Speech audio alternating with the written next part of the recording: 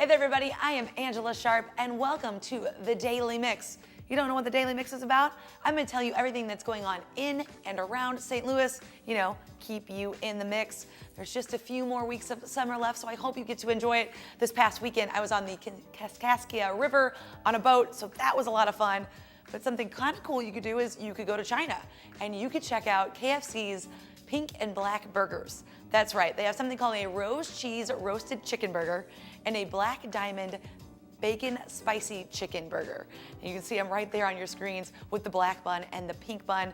Now, they did these because of declining sales in China, and the black and pink were to draw a connection to a really popular Chinese anime characters they have there. They're super popular in China, although they say they're not quite as pink as the photo shows. Either way, I would totally still eat it because it looks awesome and it's pink, and I'm a girl and all girls like pink, right? Okay, let's get started on today's Daily Mix.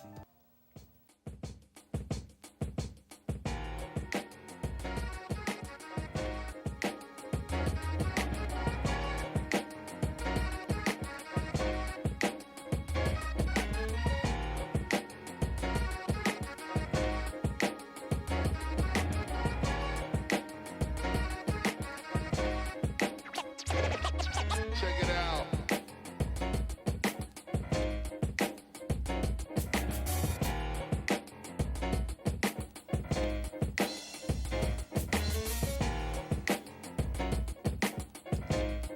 St. Louis School's back-to-school convocation happened last week. Staff gathered at Fox Theater, and nationally known speaker Brian Stevenson shared his 5 keys to creating a different future. Now, before I tell you these 5 keys, keep in mind, people thought he did such a good job, they gave him 3 standing ovations. 1 is understanding the power in identity. 2 is knowing proximity will change you. 3 is working to change the narrative. 4 is committing to staying hopeful, positivity, there's nothing wrong with being positive. And 5 is doing uncomfortable things, step out of your box a little bit. Superintendent Dr. Calvin Adams followed with his own words of encouragement. And yes, St. Louis Public Schools started today, so they're back at it. And if you want to get a little bit more concert action in, Blackstreet and Nikko Smith, you know him, Ozzie Smith's son, he was on American Idol? Well, District Rhythms and Old School 95.5 are bringing them to Fox Sports Midwest Live at Ballpark Village. This coming Sunday at 6 o'clock. If you want to check out tickets for that, go to stlballparkvillage.com. And you know who else is coming to town? Kevin Hart. Yeah, you know Kevin Hart, he's in all the movies, right? I consider him more an actor than even a comedian, but actually he is a comedian.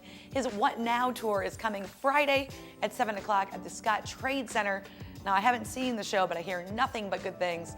You can go to scotttradecenter.com for information on that. And there's a really cool study coming out of Mizzou.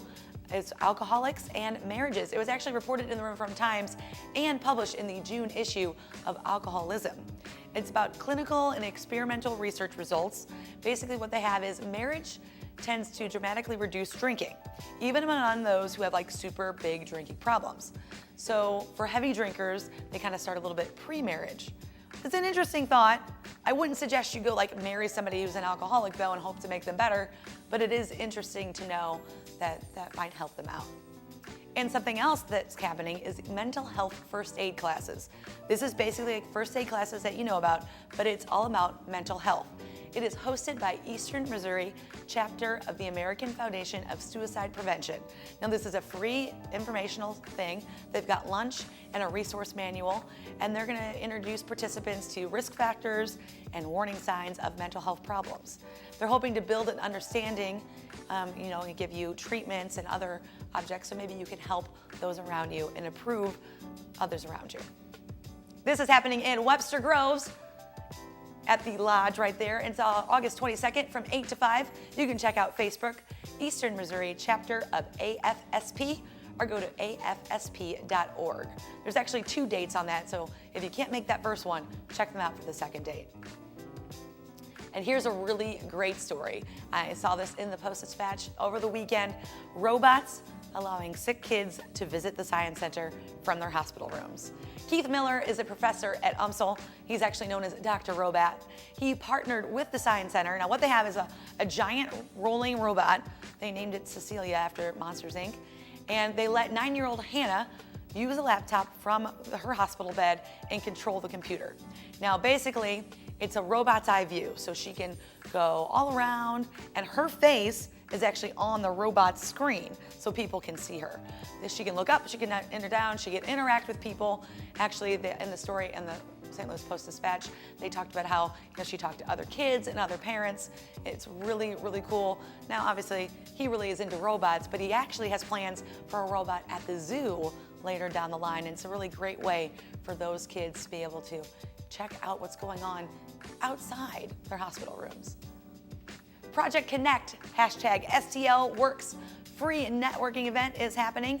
It's for freelancers, employers, professionals. It's presented by Alive Media Group and Treehouse Network Shop.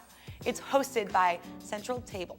It's Wednesday, this coming Wednesday, from 5:30 to 7:30. It is open to employers and freelancers in all those categories, from creative fields to IT, and all levels of experience are welcome. stlworks.splas.com. All right, have you heard of this Bicrobrews? Well, Bicrobrews is happening this Saturday from 10:30 to 2:30. Basically, it's just what you think. It's biking to microbreweries. They're gonna start at Alpha Brewing Company, and they're gonna go like 15 miles on the city streets down Washington Avenue. They're gonna check out all the microbreweries tours. Now, of course, tasting and some of the tours, you have to be 21 to partake in, but they do have secured parking and breakfast available. Trailnet.org for information on that. Did you hear about this building that collapsed on Laclean's Landing? You know, it used to house the Drunken Fish. Well, last week, part of the south wall collapsed. They had to shut the Metrolink down for a little bit, but now the Metrolink is reopened. Luckily, no one was injured, and of course, the Drunken Fish has their other location open, but it's still kind of scary to think that a building could just fall on you at any time. Feast TV Taste and See is happening this Friday from 7 to 10 at the Public Media Commons Grand Center. Now, it's Nines Network's culinary shows basically coming to life. You can sample some of the food from 2015 Feast 50 winners. They're gonna have Mission Taco, of course, Pappy's Smokehouse, Pint Size Bakery. I'm getting hungry looking at all these photos on the thing. Strange Donuts, Four Hands Brewing Company, Sharpe Vineyards and Winery, and Calder's Coffee Roasting Company. You can meet the winners and host Cat Novell. He will be there. You can also enjoy live music, mingling, food, and drink. You can check them out at Facebook at 9 Network. There's a lot of cool stuff happening, but this one might be the favorite that I'm going to tell you about today. It's the 3rd annual Dumpster Dive. Yep, it's happening this Sunday at 11 a.m. and it's hosted by Bush Beer and Do 314. It's at the Fortune Teller Bar.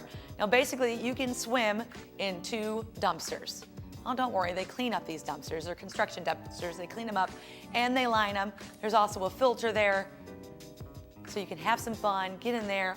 It's free to do. All you need to do is buy some drinks, be respectful, and have fun. Do314.com. Now, I need to warn you guys about a utility worker scam. Frontenac police are warning residents that scammers are posing as electric and water company workers to get into your homes and steal items inside. Police say you should never let anyone into your home, especially if you did not call for utility services. So first, you always need to check their identity, verify that's who they are, even go ahead and call that company. Call any authorities if you suspect a fake worker is in the neighborhood. Are you ready to party in the Loop? Well, they're getting ready for that, trolley thing to open up. So Saturday from 2 to 9, you can party in the Loop. They're gonna have live music by Search Parties, Whoa Thunder, You, Me, and Dougie. And there's gonna be a pizza eating contest, a wing eating contest. I'm pretty sure I can win that. Amazing raffle prizes, drink specials, and so much more. It's a free event. Go to visittheloop.com. Have you taken any photos of the Arch this summer, or really ever? The Arch is having a photo contest. It's the 2015 Arch Photo Contest. It's presented by the Post-Dispatch and Explore St. Louis. You can celebrate the 50th anniversary of the Gateway Arch. You can enter one of these 6 categories. There's historical, family, wedding, because everybody takes their wedding photos down there, fireworks, and of course the selfie, and general. You can submit your photos to stltoday.com/contest by September 20th. 27th. Now, voting will begin September 28th, which means if you know a lot of people, you might win. And that grand prize will be featured in a special section of the Arch View Room. It'll be cool. So check it out right there. All the information you can see on your screen. Oh, it's my favorite time of the year. It's almost time for Blues hockey. That's right, the Blues promo schedule is announced. Tickets go on sale Thursday. Now, I want you to know this, the promo schedule, this is the biggest promo schedule that they have had ever in the history of the St. Louis Blues. They have 4 bobblehead nights. They have 2 apparel nights. There's a camo jersey for adults and a kids jersey. Plus, there's other promos, which are like the famous schedule magnet, everybody likes those, calendar. They're gonna have a beer stein, a team poster, yearbook, fan scratch-offs, and so much more. Also, the Blues have their icebreaker event. We did the first one last year. Ballpark Village was nearly to capacity. I think they started turning away some people there at the end. We're gonna do it again at the end of this month. We're gonna have appearances by some of your favorite Blues players. And today, the Blues just announced that Chris Pronger will be in the house for the Blues Icebreaker event. And of course, it's emceed by me, so you totally should come out. For that and ticket information, go to stlblues.com. All right, I've got a special guest here today. Chef Ryan Callahan has written a book, Cooking for Chemo and After, and he is here to talk about the book and, of course, his inspiration behind it. How are you, Ryan? Pleasure, Angela. Yes, I'm so glad you could come. All right, so, not a lot of people write a book about cooking for chemo and after. What correct. inspired you to do that? Well, my big inspiration was my family. My grandfather had cancer. My other grandfather had cancer. My best friend died of cancer in high school, or college, I apologize. And then my mother had breast cancer in 2013. Oh. And after going through all those deaths and tragedy, I wanted to turn it into something positive. And what I did was take all of these recipes that I was making for my mother, because she was having trouble eating while going through chemotherapy because she had the metallic taste in her mouth, and she had, of course, the mouth sores and many other things. I took all these different recipes and was able to compile them into a book and a couple different culinary theories that I wrote inside of my book, which help people going forward. That's amazing, and we talked a little bit about it outside here. You kind of wanted to, cancer is not a fun topic. So what did you do to kind of try to make this a little bit fun? Well, the big thing that we did to make the book fun was to use a comic book font. It's specifically a Japanese manga style font that I found from a guy out in California, but that's not important. But instead of using that standard sans serif font that you use in a nonfiction book to make it feel very authoritarian and very, this is very professional, I wanted to do something fun so that when you look at it, you have a fun idea of what you can do going forward, and gives you a little bit of hope and inspiration. Can people use this book if they're maybe already, in the chemo process? Would this book be able to help them, or is it merely to start off in the beginning? No, it's good for children of all ages, as they say. It's a book that's good for if you're in stage 4 and you're terminal, or in the very beginning, going through it, just kind of to brief you on what you're going to go throughout chemotherapy. It's a beginner to end guide, so to say, and it's generally to improve the quality of life going through cancer and chemotherapy specifically. Right, and it's important to eat during this process. You absolutely have to eat, and Jean-Jacques Rousseau once said the key to happiness in life is good digestion, a good bank account, and a good cook. And I tend to believe that that's true. I believe that's true. So you touched a little bit on it. What can people learn if they want to get to your book? There's a couple different things you can learn. The most important ones are 2 of my culinary theories called roundness of flavor. Roundness of flavor touches on, sweet, salty, savory, et cetera, but it brings together your tongue and your mouth, your body, the rest of all of your body senses into almost like a holistic point of view on culinary theory. And it breaks it down to a simple way of looking at food. Oh, good. I'm glad you said simple, because I was looking at you like I have no idea what you're talking about. It takes the big sciencey words and it breaks them down into very simple, easy to digest concepts, and it walks you through it and holds your hand through the entirety of the book.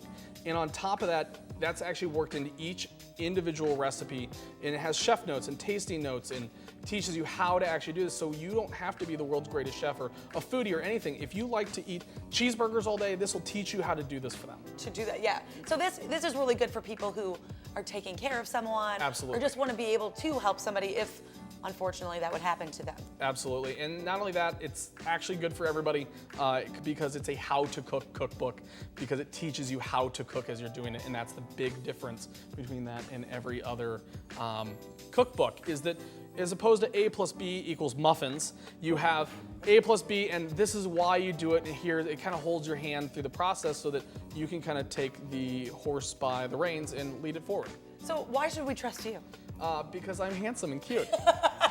No, I know, but you're a chef, really. Like this. Yeah, so I actually do this for a living. I actually have classically trained as well as self-taught. I worked in classical French, I've worked in charcuterie, I've worked in Chinese. I'm self-taught with Mediterranean and Indian and many other types of cuisine, American and so on and so forth. I've studied at lots of different places.